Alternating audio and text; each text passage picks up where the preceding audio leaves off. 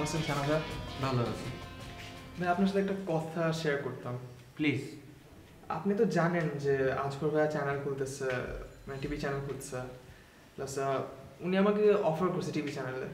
তা আমি না খুব মানে দ্বিধার মধ্যে আছি, আমি জয়েন করবো কি করবো না, প্লাস টেলিভিশন চ্যানেলের খবর কতদূর কি আমি মানে ঠিক বুঝতেছি না। আপনি তো জানেন যে কবে থেকে স্টার্ট হচ্ছে বা কিছু, মানে ইদার এটা অথেন্টিক কিনা বা কিছু।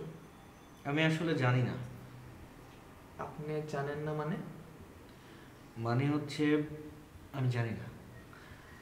আর আমি তো টেলিভিশন চ্যানেলে যাচ্ছি না, আমি রেডিও চকলেটেই আছি। মানে আপনি জয়েন করছেন না টিভি চ্যানেল? মানে তো তাই দাঁড়ায়। ঠিক আছে ভাই, thank you for the information. দেখা হবে।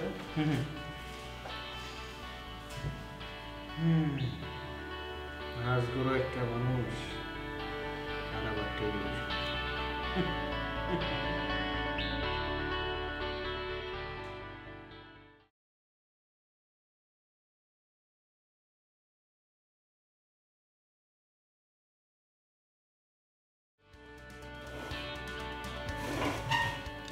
আসগর সাহেব, আমি আপনাকে একটা রিকোয়েস্ট করব। আরে রিকোয়েস্ট কি? আপনি আমার কাছে আবদার করেন, আপনি কি চান? হ্যাঁ, আপনার কাছে আমি আবদার করছি, আপনি চলে যান। আজকে আমার মনটা খুব ভালো, আমি আনন্দে আছি। আপনার মন ভালো, আপনি আনন্দে আছেন, তার সাথে আমার চলে যাওয়ার কি সম্পর্ক? আপনার চেহারাটা দেখলে আমার মেজাজ খারাপ হয়, তাই আপনি চলে যাবেন। মাইন সাহেব, আপনি তো আমার চেহারা দেখেই ফেলেছেন, আপনার মেজাজও অনেক খারাপ হয়ে গেছে। সো এখন তো আর চলে যাওয়ার কোনো প্রয়োজন নেই, তাই না? আপনাকে আমি বলি, আমার টাকাটা দিয়ে দিন, আমি আর আসবো না। আপনার টাকাটা জুন মাসের 29 তারিখে পাবেন। মানে? মানে আপনি আমাকে সময় দিয়েছেন 6 মাস। জুন মাসের 30 তারিখে 6 মাস পূর্ণ হবে, আমি একদিন আগে আপনাকে টাকাটা দেব। টাকাটা আমার জন্য এখন খুবই জরুরি, আমার লাগবে। যত জরুরি, যত প্রয়োজন হোক, আমার কিছু করার নাই। আমি জুন মাসের 30 তারিখে দেব।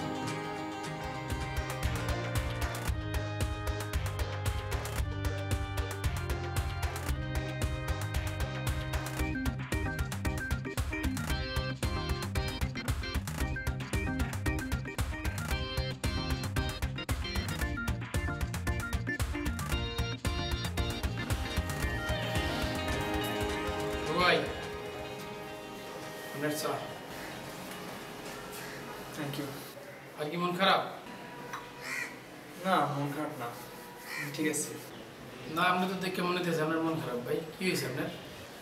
না, কিছু হয় না, বুঝছো, এই অফিসের একটু টেনশন, কাজটালে প্রেশার তো ওই আর কি। এই যে ভাই, আপনি তো একটা ডাহা মিথ্যা কথা বললেন। অফিসে কোনো কাম কাজ আছে? সবাই তো বইয়া বইয়া খাইতে আছে। না ভাই, আপনার দেখে কি মনে হইতেছে? আপনার আমি চিনি না। আপনি সবসময় হাসি খুশি থাকেন, আমার মনটা খারাপ করে বলে দিয়েছে। এই নেই কিছু, বাদ দাও থাক। ভাই, কি আর কিছু খাইবেন? চাই খাই।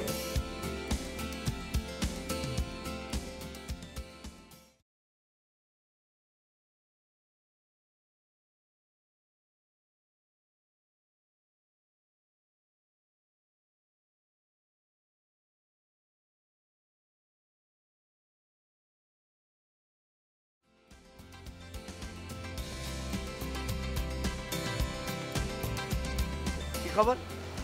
হলো না। হলো না মানে? হলো না মানে হলো না। মাগনা নাকি? আমি টাকা দিয়েছি না? টাকা দিয়েছেন, কিন্তু উনি বলেছেন যে ওনার কাছে আরও কিছু তদবির আছে, আর উনি এইসব নিয়ে পরে জানাবেন, এখন জানাতে পারবেন না। কুত্তার বাচ্চার কানে একটা থাপ্পড় দিলেন না কেন? রক্ত বের হয়ে যেত What? না। বললাম যে আপনি মানে সুন্দর মতো বুঝিয়ে বলেছেন যে মানে আমার মানে আমি এতগুলি টাকা।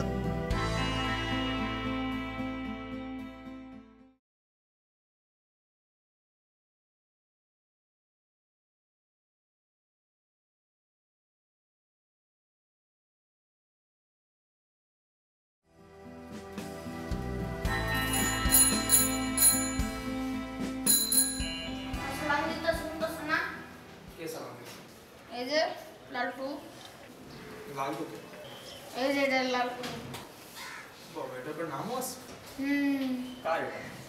আমার। কে দিল? আমার এক ভক্ত। তোমার ভক্ত আছে, তো ভক্তরা গিফট তো দেয়?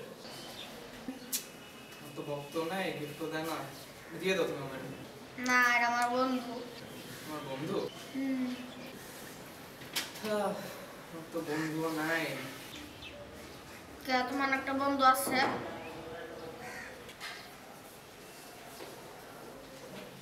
ঝগড়া করছ না? তাই তো কই, মন খারাপ কে? আমার মন খারাপ বুঝছো? মন খারাপ কে বলছে? বুঝছি, আমার লালটু বুঝছি। লালটু কেমন বুঝছো? জিজ্ঞেস করো। তাই তুমি কি বুঝছো? কি বলবে? আচ্ছা, বুঝছি।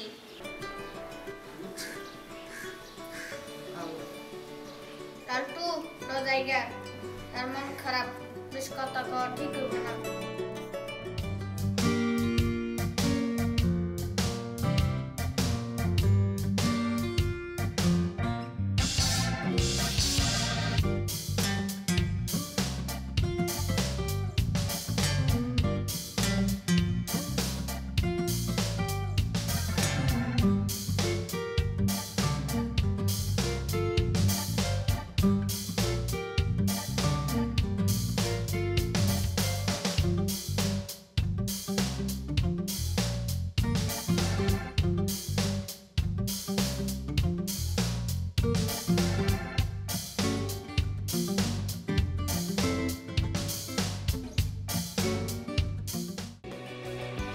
জি, উনি আসলে আমি জানিয়ে দেবো। জি জি, থ্যাংক ইউ জি।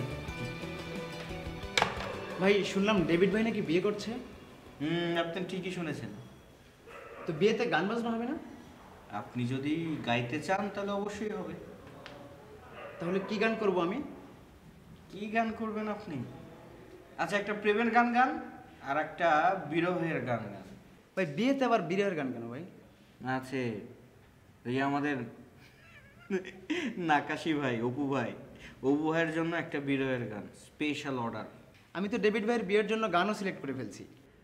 আচ্ছা শোনান তো, আমার তো ভাই বিয়ে ভাগ্যে টাগ্যে নাই, আমি না হয় একটু অগ্রিমই শুনলাম। তাহলে আপনাকে একটা রোমান্টিক গানই শোনাই, প্রেমের গান শোনাই। শোনান রোমান্টিক গানটা শোনান। বড় মিষ্টি করে হাসো তুমি বাবা, পাগল হয়ে যাই আমি। বাহ, লাল লাল তোমার দুটি ঠোঁটে হাজার গোলাপ যেন ফোটে। কি যে মায়া আছে তোমার ডাগর দুটি চোখে। ভালো লাগে যত বেশি দেখি যে তোমাকে। ভালোবাসি আমি তোমাকে। বড় বেশি ভালোবাসি আমি তোমাকে। বড় মিষ্টি করে হাসো তুমি পাগল হয়ে যাই আমি। লাল লাল তোমার দুটি টুটি হাজার গোলাপ যেন ফোটে। কি যে মায়া আছে তোমার ডাগর দুটি চোখে। ভালো লাগে যত বেশি দেখি যে তোমাকে। ভালোবাসি বড় বেশি আমি তোমাকে। বড় বেশি ভালোবাসি আমি তোমাকে। সুবহানাল্লাহ, মাশাআল্লাহ, গুড। হ্যাঁ, এটাই গাইতে হবে, সেই রকম। এই গানটাই করবো। এই গানটাই হবে। ঠিক আছে ভাই।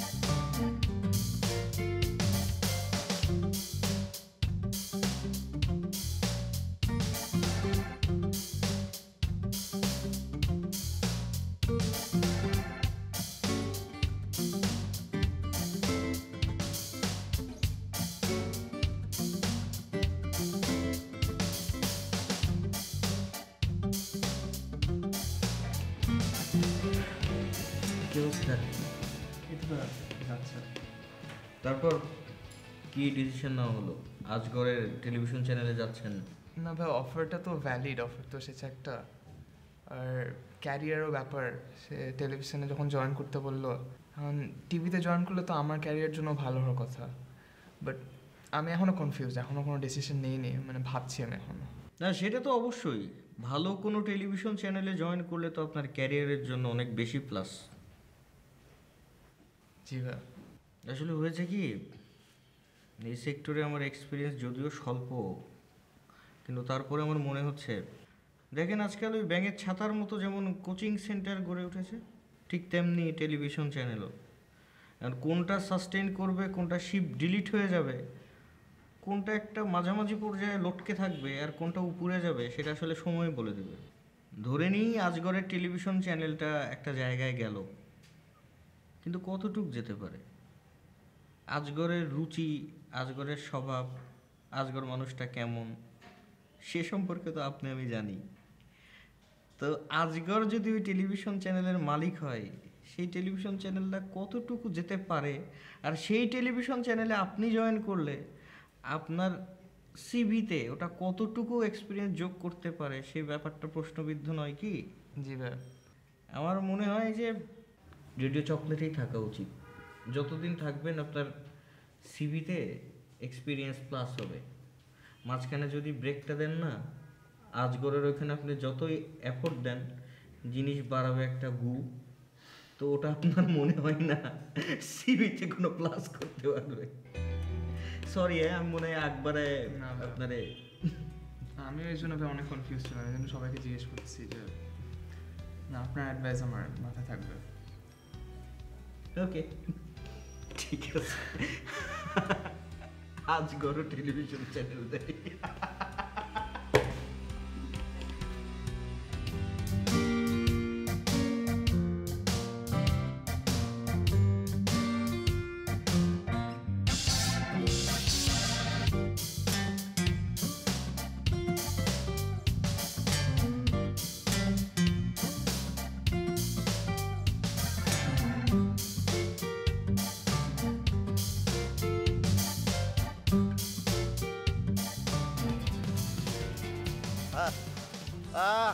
কি সুন্দর মুক্ত নীল আকাশ, ভাল লাগছে না আপনার?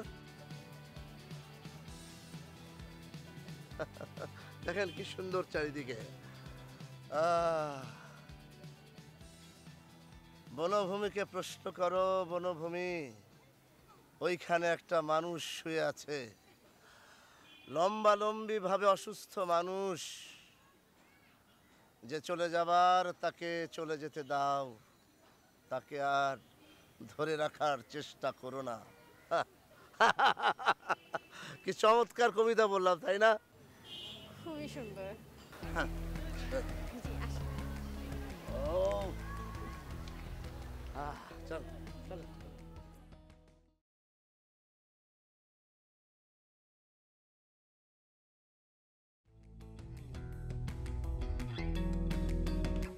আর কথা শুনলো না। কার কথা? ওই যে ছানা, অজগর ছানা। কেন, সমস্যা কি? এখন তো লোক ভালো না, ও কি করছে? মানুষ ভালো না মানে? খারাপ বুদ্ধি দেয়। তো কি এখন আমার কাছে তো ভালো বুদ্ধি মনে হলো, আমি কি করবো এখন? প্রথম প্রথম ভালোই মনে হয়, পরে যখন বিপদে পড়বা তখন বুঝবা। আমি যাই, ওদিকে আবার আমার লালটা একা একা বসে আছে। লালটুর আমার সালাম দিও।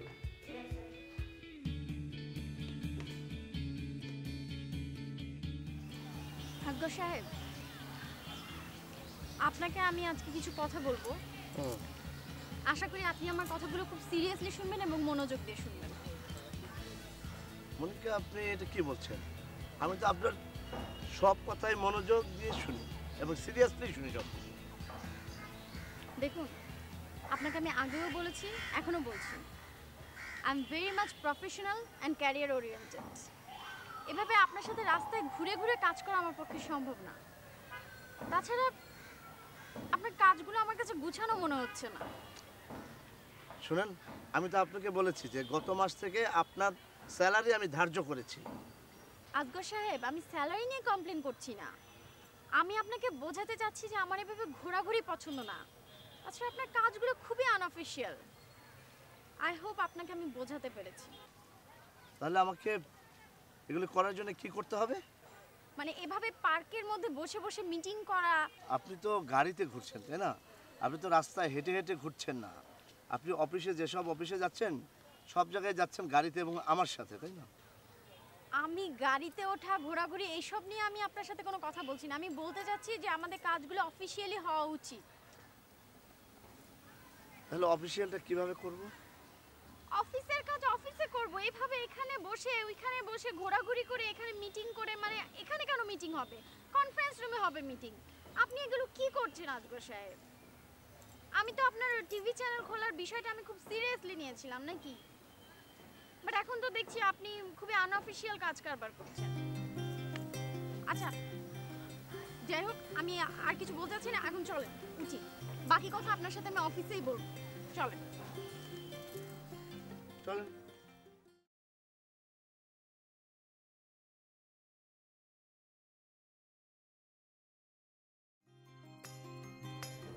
বাসটা কিন্তু ভালোই, কি বলো?